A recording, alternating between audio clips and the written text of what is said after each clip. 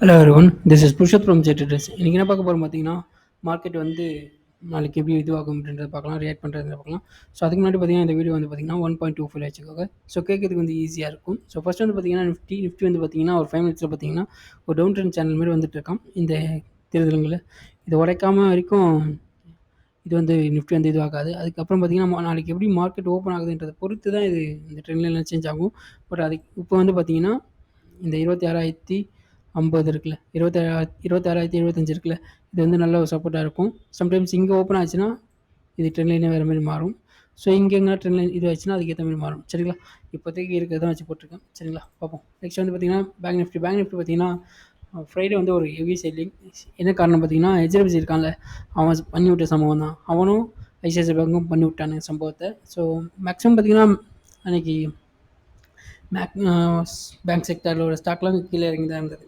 முக்கியமான ஸ்டாக்கை கோட்டாக், ஸோ அப்புறமா ஆக்சிஸ் பேங்க் இவங்களாம் இறங்கி தான் இருந்தாங்க. ஸோ கரெக்டாக ஒரு 12:50க்கு அடிச்சானுங்க கீழே, 12:25க்கு அப்படியே இறக்கி விட்டானுங்க, ஃபாஸ்ட்டாக இறக்கி விட்டானுங்க. இங்கேருந்து பாருங்களேன், ஒரு ஹெட் ஷோல்டர் மாரி வந்திருக்கு பாருங்கள், சீரான பேட்டர்னில் கரெக்டாக இந்த இடத்துல வந்திருக்கான். பட் ஆனால் லெக்கு தான் இல்லை, லெக் இருந்ததுன்னா கரெக்டாக இருந்திருக்கும். ஓகேங்களா, இந்த லெக் இருந்ததுன்னா கரெக்டாக இருந்திருக்கும். பட் ஆனால் லெக் இல்லை. சரி, ஓகே. பட் நான் இதை வச்சு கூட இது பண்ணியிருந்துருக்கலாம், ஐடென்டிஃபை பண்ணியிருந்துருக்கலாம். ஓகே. நெக்ஸ்ட் வந்து பார்த்தீங்கன்னா நிஃப்டி 80 பார்த்தீங்கன்னா ஃபோர் ஹவர்ஸில் போய் பார்த்தீங்கன்னா சப்போர்ட் ரேஞ்சில் தான் இருக்கான். ஸோ பார்ப்போம். இவனுக்கு குளோபல் மார்க்கெட் நல்லா தான் இருக்குது, அதனால ஓரளவுக்கு பரவாயில்ல. இந்த சப்போர்ட்டில் தான் இருக்கான், இந்த ரேஞ்சுக்குள்ளே தான் போயிட்டுருக்கான் பாருங்கள். இது பாருங்க, கரெக்டாக டபுள் டாப் வந்திருக்குல்ல, பர்ஃபெக்டான டபுள் டாப். பட் இது உடைக்கணும், இதையும் உடைச்சிட்டானா நல்லாயிருக்கும். இதையும் இங்கே டபுள் டாப்பாக இருக்கணும், இந்த டபுள் டாப் கரெக்டாக இங்கே வரணும். 38,257 நல்ல ஒரு சப்போர்ட்டாக இருக்கும். இது உடைக்கக்கூடாது, இது உடைச்சிட்டானா பெரிய பிரச்சனை தான். சரி பார்ப்போம், ட்ராக் பண்ணுவோம். நெக்ஸ்ட் பார்த்தீங்கன்னா இப்போதைக்கு உடைக்கிற அளவுக்கு எதுவும் கிடையாது. ஏன்னா நிஃப்டி விக்ஸ் பார்த்தீங்கன்னா கீழே தான் இருக்கான். தினமும் ட்ராக் பண்ணுவோம், ஏன்னா அப்போ தான் கரெக்டாக இருக்கும். எப்போ பிரேக் ஆகிறான் அப்படின்ற போது அப்போ வந்து உங்களுடைய பொசிஷன்லாம் க்ளோஸ் பண்ணுங்கள். ஏன்னா நான் நிறைய வாட்டி அடி வாங்கியிருக்கேன். இவன் ஏறும்போது நம்மளுடைய ஏற்கனவே ப்ராஃபிட் பண்ணி வச்சுருப்போம்ல, அது எல்லாமே போயிடும். அப்புறமா லாஸ் ஆகும். அப்புறமா அது ஒரு மாதம் கழிச்சு தான் திருப்பி எனக்கு பழைய நிலைமைக்கு வரும். நம்ம ஸ்டாக்கெல்லாம், நம்ம எடுத்த ஸ்டாக்லாம் ட்ரேடிங்க்கு. ஸோ என்ன ஆகும் பார்த்தீங்கன்னா ப்ராஃபிட் போய் லாஸ்ட்டில் தான் நம்ம க்ளோஸ் பண்ண வேண்டியது இருக்கும். அது இல்லாமல் அந்த லாக்இன் பீரியட் இருக்குல்ல, கேபிட்டல் லாக்இன் பீரியட், அது வந்து பார்த்திங்கன்னா கொஞ்சம் இதுவாகும். சரிங்களா, சைக்காலஜிக்கலாக அஃபெக்ட் பண்ணிவிடும். நெக்ஸ்ட் பார்த்தீங்கன்னா டவுஜன்ஸ் பார்த்தீங்கன்னா ஓரளவுக்கு சப்போர்ட்டில் தான் இருக்கான். சரி, சப்போர்ட்டில் பிரேக் அவுட் ஆகி தான் இருக்கான். இது ஏன் திரும்பவும் இதுமாரி ஆயிடுச்சுன்னு நினைக்கிறேன். ஓகே, போட்டு தான் வச்சுருந்தேன், அது திருப்பி இது ஆயிடுச்சு. ஓகே, இதில் தான் இருக்கான் பிரேக் அவுட் ஆகி. பட் என்ன ப்ராப்ளம் பார்த்தீங்கன்னா இந்த விக் தான் ப்ராப்ளம். நாளைக்கு இதுக்கு மேலே ஓப்பன் ஆகிடுச்சுன்னு வச்சுங்களேன், நாளைக்கு யூஎஸ் மார்க்கெட் ஓரளவுக்கு மேலே போகிறதுக்கு வாய்ப்பு இருக்குது. அப்படி இல்லையா நம்ம மார்க்கெட்டும் திருப்பி வருமா அப்படின்றத பொறுத்து வந்து பார்ப்போம். நிஃப்டி வந்து பார்த்திங்கன்னா ஷூட்டாக பார்க்கல, ஸோ அதனால் ப்ராப்ளம் இல்லை. நெக்ஸ்ட் பார்த்திங்கன்னா நாஸ்டாக் பார்த்திங்கன்னா ஓரளவுக்கு மேலே தான் இருக்குது. பார்ப்போம், சப்போர்ட் இதுலேயே தான் இருக்கானுங்க. நெக்ஸ்ட் பார்த்திங்கன்னா S&P, அவனும் பார்த்திங்கன்னா அப்படி தான் இருக்கான், ஓரளவுக்கு பரவாயில்ல. இவங்களோட விக்ஸும் பார்த்திங்கன்னா ஏற ஆரம்பிச்சிருக்கான், அன்றைக்கி தான் ஏற ஆரம்பிச்சிருக்கான். இது கொஞ்சம் கவலைக்குரிய விஷயம் தான், ஏன்னா நம்மளுக்கு தான் ஏற ஆரம்பிச்சிடும் டக்குன்னு. பட் பார்ப்போம், இதுக்கு மேலே தாண்டாத வரைக்கும் ஓகே. இதுக்கு மேலே பார்த்திங்கன்னா இந்த இது இருக்குல்ல, 18 இருக்குல்ல, இதுக்கு மேலே தாண்டாத வரைக்கும் ஓகே. 18 தாண்டிச்சுன்னா நம்ம கொஞ்சம் பார்க்க வேண்டியது இருக்கும். நம்ம விக்ஸும் வந்து பார்த்திங்கன்னா ஷூட்டாக பார்க்கும். சரிங்களா, அப்போ என்ன நடக்குதுன்றத பார்க்கலாம். இந்த தோணுச்சு நம்ம ட்ராக் பண்ணுற மூலமாக நம்ம வந்து பிடிச்சிடலாம்.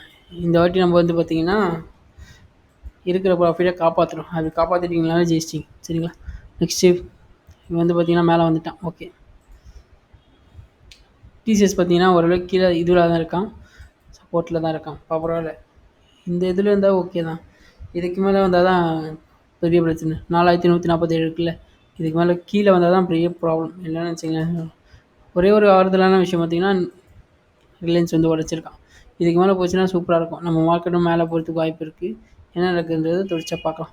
சரிங்களா, 3052க்கு மேலே போனால் ஒரு நல்ல பர்சன்டேஜ் இருக்குது. இது வரைக்கும் போகும், ஒரு 9% போகலாம். சரிங்களா, ஏன்னா அந்த ட்ரெண்ட் வந்து அங்கே தான் பாஸ் ஆகுது.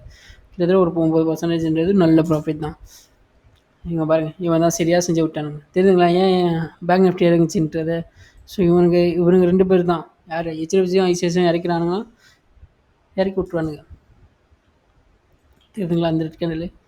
ஓகேங்களா, ஸோ இப்போ பார்த்தீங்கன்னா போகிற ட்ரெயினில் கரெக்டாக தான் ரெஸ்பெக்ட் பண்ணியிருக்கான். இதுக்கு மேலே வரணும் 1791 மேலே ஓப்பன் க்ளோஸ் வந்துச்சுன்னா இது ஒரு அட்லீஸ்ட் ஒரு 10% கொடுக்கறதுக்கு வாய்ப்பு இருக்குது. ஆனால் அது ஒரு வாட்டியும் கொடுக்கவே கொடுக்காது, கீழே இறக்கி தான் விடுவானுங்க. இது எப்போ நம்ம எதிர்பார்க்க மாட்டோமோ அப்போ மட்டும் தான் கொடுப்பான். பார்ப்போம் என்ன நடக்குன்னு பார்க்கலாம். நெக்ஸ்ட் பார்த்தீங்கன்னா நம்மளுடைய இன்ஃபோசிஸ் பார்த்தீங்கன்னா ஒரு சேனல் பட்டனுக்குள்ளே ரைசிங் சேனலுக்குள்ளே போயிட்டுருக்கான். இதுக்கு மேலே போக ஆரம்பித்தான்னா ஓரளவுக்கு பரவாயில்ல. பார்ப்போம் என்ன நடக்குது பார்க்கலாம். நெக்ஸ்ட்டு சென்செக்ஸ் வேணாம். அதான் என்டர்பிரைஸ் வந்து பிரேக் அவுட் ஆகிருக்கான். பர்ஃபெக்டான பிரேக் அவுட் ஆகிருக்கு. ஸ்டாக்கை ஃபாலோ பண்ணுறதா தான் ஃபாலோ பண்ணிக்கும். இது கொஞ்சம் ஹை ரிஸ்க்கு தான், பட் இருந்தாலும் ஸ்பீடாக இவனுங்கெலாம் கொடுப்பானுங்க சரிங்களா. ரிட்டர்ன் வந்து கொஞ்சம் ஸ்பீடாக இருக்கும், பட் இருந்தாலும் அது வந்து பார்த்திங்கன்னா ஒரு பெரிய இது தான், லார்ஜ் கேப் தான் அவன் சரிங்களா. நெக்ஸ்ட் பார்த்தீங்கன்னா எக்ஸிட் இண்டஸ்ட்ரியில் பார்த்தீங்கன்னா இப்போ வந்து பிரேக் அவுட்னு இது நம்ம நினச்சிப்போம் ஓகேங்களா. பட் ஆனால் ஒரு குட்டி டிப்ஸாக கூட வச்சுக்கோங்க.